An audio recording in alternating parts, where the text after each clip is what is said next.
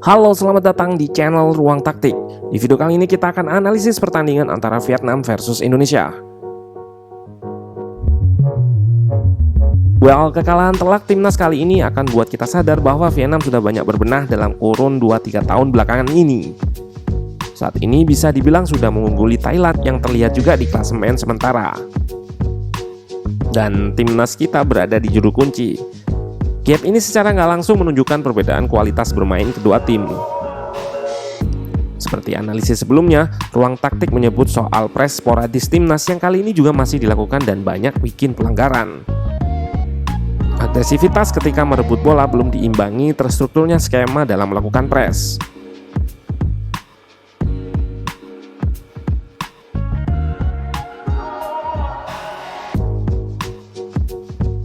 Nah, penasaran dengan detail jalannya pertandingan keseluruhan dari sisi taktikal?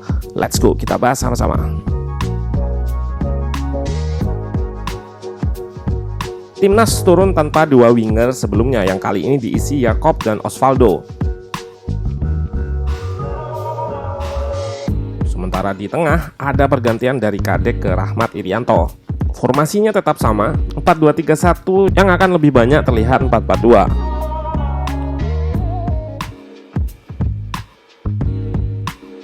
Sementara Vietnam memainkan formasi pakemnya yaitu skema 3 back.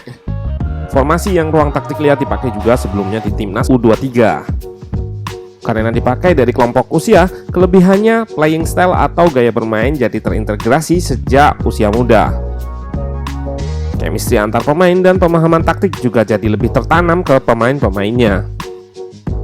Skema 3 back Vietnam ini juga bisa saya bilang sudah mirip dengan beberapa skema tim Eropa. Terdiri dari 3 back dan 1 DM saat build up. Kita lihat ada width atau kelebaran yang dijaga pemain-pemain sayap. Ini penting untuk membuat pertahanan timnas merenggang. Contohnya di klip ini, timnas dipaksa bertahan ke arah kiri. Pemain di sayap terjauh akan siap melakukan switching play untuk memindah serangan, sehingga timnas nggak bisa lepas pandangan ke sayap terjauh ini.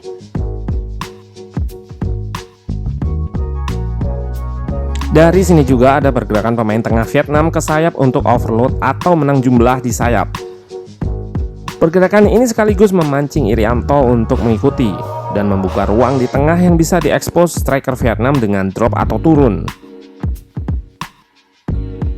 Celah ini bisa ditutup jika CM satunya ikut bergeser, sehingga back gak perlu naik untuk menutup. Karena CM gak bergeser inilah situasi ini dimanfaatkan di gol kedua Vietnam. Irianto kembali melakukan press hingga meninggalkan ruangnya di depan back. Abimanyu belum menutup ruangnya dan fokus terhadap zonanya sehingga diekspos oleh Quang Hai, pemain tengah kanan atau RCM yang masuk dan melakukan shot akurat.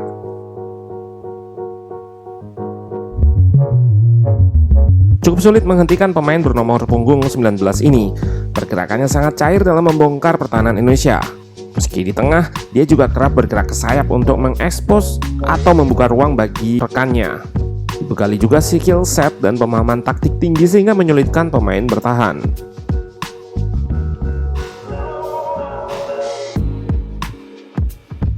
Pergerakan nomor 19 yang ke sayap ini serta wingback yang nggak terlalu ke depan akan memancing sayap kiri timnas untuk press naik.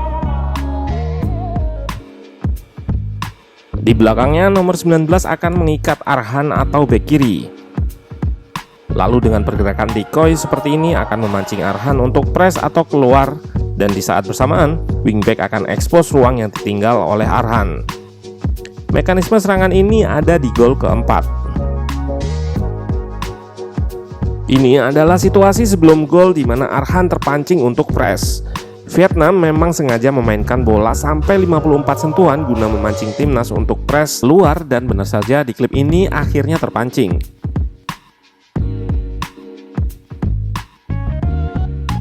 Gol keempat ini buat dari taktik dan eksekusinya yang baik. Dan dengan shape 3-1-4-2 ini selain striker yang turun, ada juga striker yang mengekspos ruang di belakang back timnas alias jaga depth atau kedalaman permainan.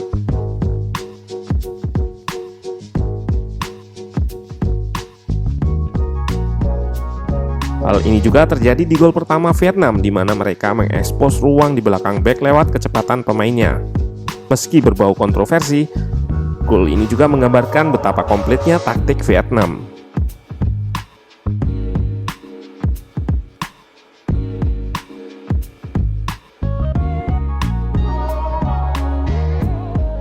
Dan gol satu lagi dari set piece corner. Lagi-lagi masalah set piece. Jika kita lihat, pemain nampak berjaga rapi di area kotak kiper. Jika bola lambung, maka kiper diberi space untuk potong crossing.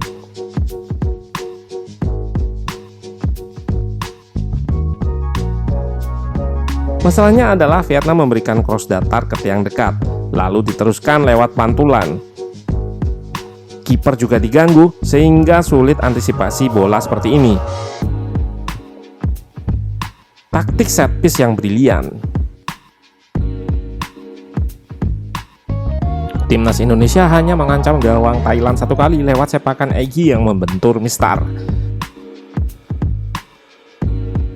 Kalau kita lihat prosesinya, sama dengan gol sebelumnya. Lewat penetrasi Asnawi yang dilanjutkan umpan diagonal ke Egy. Ini menunjukkan serangan timnas yang monoton. Timnas kita kalah telak, namun perlu kita ketahui bahwa Vietnam yang sekarang bukanlah Vietnam yang dulu jadi bulan-bulanan timnas. Mindset kita yang harus diubah dalam memandang tim ini sekarang. Lewat tangan Park Hang-seo, saya berani bilang Vietnam terbaik di ASEAN saat ini. Timnas kita harus banyak berbenah agar nggak semakin tertinggal jauh.